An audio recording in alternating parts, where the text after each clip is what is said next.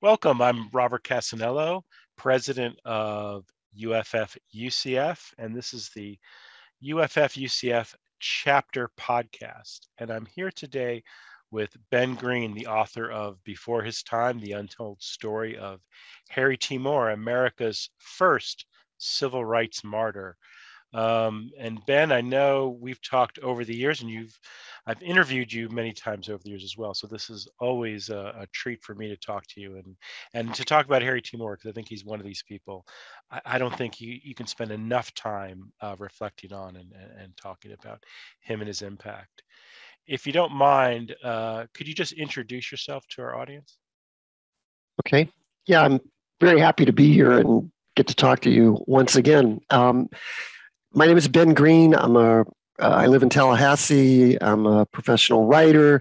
I also work at FSU doing a leadership training program.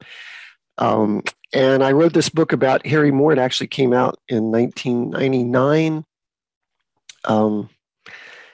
I had no idea who he was at the time. I'd never heard of him before. And the more I started researching, I kind of changed to thinking, why hasn't everyone heard of this guy and what he did and why he was killed? So I'm happy to spend a little time talking about him today.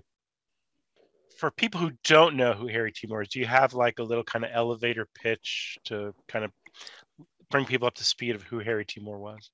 Okay, so he was the leader of the Florida NAACP back in the 1940s and early 50s. He did some incredible work before there was a civil rights movement. He lived in Brevard County, lived in a little town called Mims near the Cape. And then on Christmas Day of 1951, 70 years ago, this past Christmas, he and his wife were blown up in their house by the Klan. They put a bomb under the bed and just blew them up. He died on the way to the hospital. She died 9 days later. They're the only husband and wife ever killed in the civil rights struggle. And the murders have never been solved. And maybe even a larger tragedy is people basically still don't know who they are, certainly nationally and even here in Florida. Okay, so when I reached out to you, I had an idea that, and this has been on my mind since I was elected president of our chapter, but, because I knew and know Harry T. Moore's story, a lot of the reason for that is from reading your book, obviously. But the one thing I always felt that he got the least attention was his role as a teacher and as a leader in what was then called a teacher's professional organization, right? Today, we might refer to them as unions, or maybe they evolved into unions. We've talked a little bit about, how we can categorize the organizations he was part of, but certainly when I think of a teacher, a union member, and an activist, to me, Harry T. Moore is kind of like an archetype. He's someone who was a teacher, was passionate about his role, and I think used the organization as a way to improve the lives of teachers, not only himself but others, right? And so I kind of wanted to talk to you a little bit about Harry T. Moore, the teachers organization, and the lawsuit that he helped to get across. So can you tell us a little bit about the teacher organization that he was involved with? Now, I know this was during the Jim Crow era, so we're going to have to talk about black and white organizations and things like that. Right.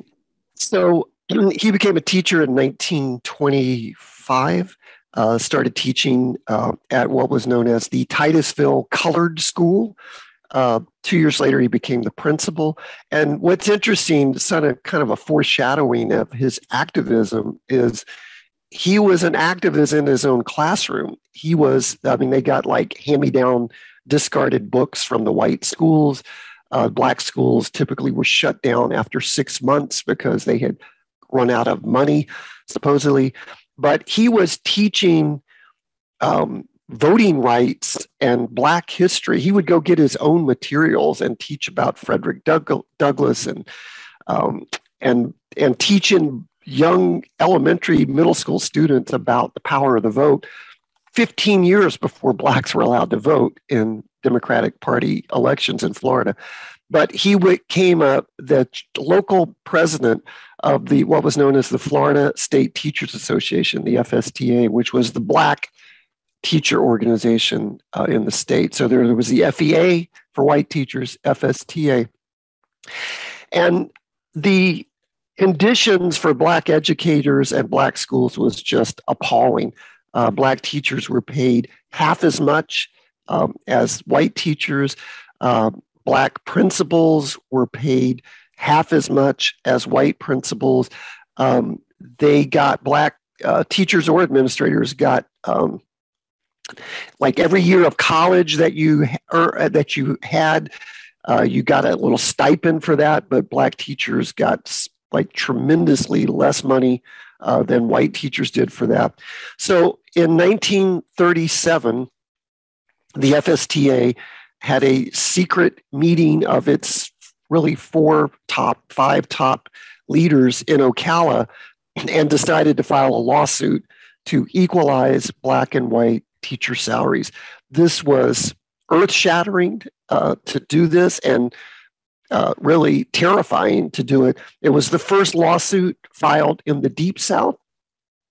Thurgood Marshall, who was a young up-and-coming NAACP attorney at the time, had just won the first lawsuit of its kind in Maryland, in Montgomery County, just a few months before, to equalize Black and white teacher salaries. So in Florida, they decided, we're going to try it down here. And so they were trying to decide who would be the plaintiff, which county would be willing to file the lawsuit. And so Harry Moore volunteered to take the lead in Brevard County. So to me, I mean, I'm not really intimate with this research in the way that you are, but this seems like a big step forward as far as advocacy and activism. And I mean, I'm guessing this is just in keeping with the profile and the biography of a man like Harry T. Moore, right? Yeah, even though, I mean, Harry Moore was not a firebrand, really, and really none of those, the four real leaders of the FSTA were Ed Davis, Noah Griffin from Clearwater, Gilbert Porter from Defuniak Springs, and Harry Moore. They were scared to death. They had this meeting in secret. They weren't just afraid of what the white leadership of the school boards would do. They were afraid of Black stool pigeons, they called them. They felt like they had spies within the Black schools who would report to the white superintendents and white leaders. So this had to be absolutely, totally secret. The first thing Harry Moore did was write a letter to Thurgood Marshall, and that was their first interaction. They began working with each other. Thurgood Marshall actually came down to Florida, met Harry T. Moore, spent the night at their house one time, so they became very familiar with each other. But they also knew that it was almost a guarantee that whoever put their name on that lawsuit would be fired and blacklisted and never teach again. And in fact, that's exactly what happened. So, as you mentioned, this was, I guess, involved people throughout the state and everything. And you had said to me that Harry T. Moore suffered as a teacher because he was eventually fired, maybe not so much for this lawsuit, but for other things. Can you talk a little bit about the repercussions of his activism to his employment? Right. Well, first, let me talk about the lawsuit. So they decided to use Brevard County. Harry Moore offered it, volunteered it, but also because it was kind of small and out of the way, it wouldn't get a lot of attention. As Gilbert Porter told me, they could meet down somewhere behind the barn where no one would notice it. But he had to get someone to be the actual plaintiff. And eventually his best friend, John Gilbert, volunteered to be the plaintiff. So it was Gilbert versus the Board of Public Education. John Gilbert was immediately fired. He was blackballed. He never taught again. He had to end up selling insurance the rest of his career. And when I started working on my book, he still didn't want to talk about this. I mean, it was such a just, terrible thing that happened to him. Harry Moore did not get fired as a result of that lawsuit, but he and his wife were both fired a few years later because of his activism with the NAACP. The school board said, he resigned, but I found a letter months ahead of time where they wrote, a county commissioner wrote to the governor and said, this is a Negro troublemaker and organizer, and he's not going to be rehired. And they didn't just fire him, they fired his wife. And he never taught again. She eventually found a job down in South Florida. She had to move down to Riviera Beach to find a job. So it just shows you what kind of repercussions there were for anyone who stood up, whether it was in the classroom or in terms of police brutality or voting rights. I mean, just poking your head up at all at that time made you a target for African Americans.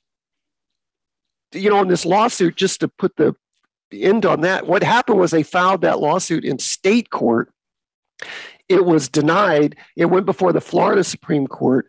And at the hearing in front of the Florida Supreme Court, according to an eyewitness, 3 of the justices turned their backs on the attorney, the black attorney representing the FSTA, wouldn't even look at him. So they lost it in state court, but it was the first of many lawsuits in Florida. But from that point on, Thurgood Marshall filed them in federal court, and they won every one of them after that, once they got in front of the federal court. So Harry Moore's lawsuit, the way I put it was, he lost the battle, but eventually they won the war because they went into the federal courts. And Thurgood, as Dr. Porter told me, all you had to do was say, I'm going to have to call Mr. Marshall, and white superintendents would go, no. So they had to pick the right jurisdiction to win those lawsuits. And eventually, before integration even, they were able to equalize black and white teacher salaries.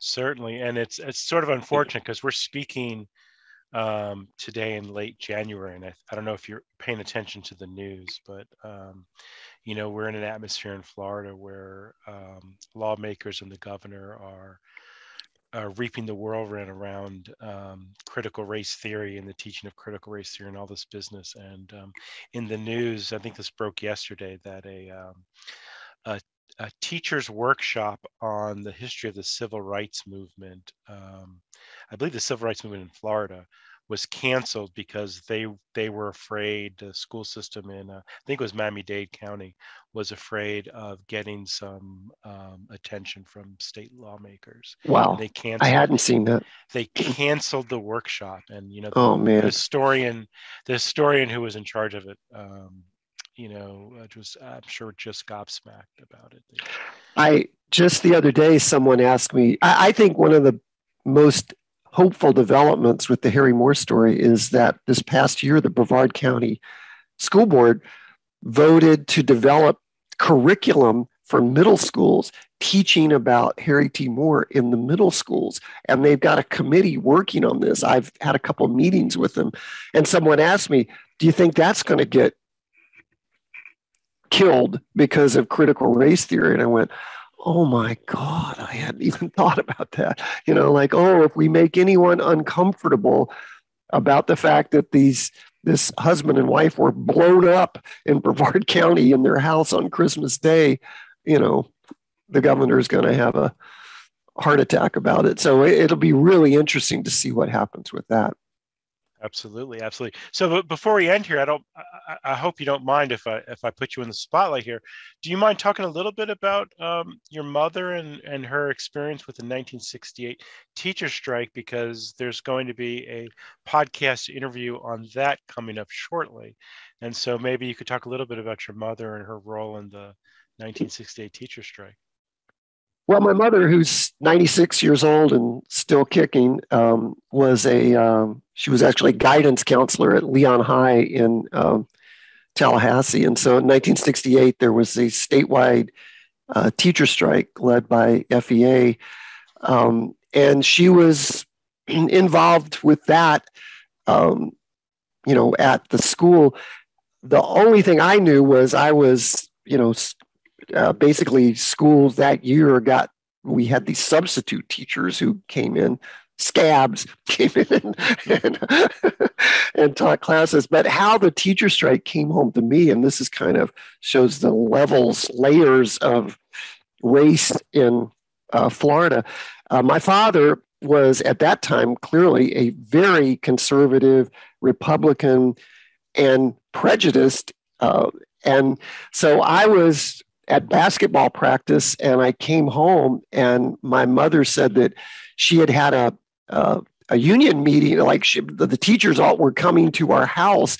And my father played George Wallace and stood in the door and wouldn't let black teachers in our house. And they got into this big argument about it. And I come home after it's over and they're like, mad as the dickens at each other. And it's interesting that race was one of the biggest places where my parents argued with each other. But, so here my mother is bringing home these teachers from, Leon High for this meeting at our house, and my father won't let the black teachers inside. I'm glad to say my father got much better in later years. I think a lot of it had to do with FSU football, that once black football players started playing, he was going to cheer for his Noles, black or white. But it just shows you, within my own family, how race played out. And my father had been 26 years in the Air Force, man. As my mother said, I didn't even know he was prejudiced till he got out of the Air Force and we moved back to Florida. Because in the Air Force, it was integrated and, it's so situational. You get back in that environment, he grew up in Perry, you get around all that kind of conditioning and all that comes out. So. Oh, great. Well, we'll end it there. And for our listeners, our next episode will be on the 1968 teacher strike. So we'll explore these questions that Ben and I have laid out here in some way. Thank you again, Ben, for joining us. Thank you very much.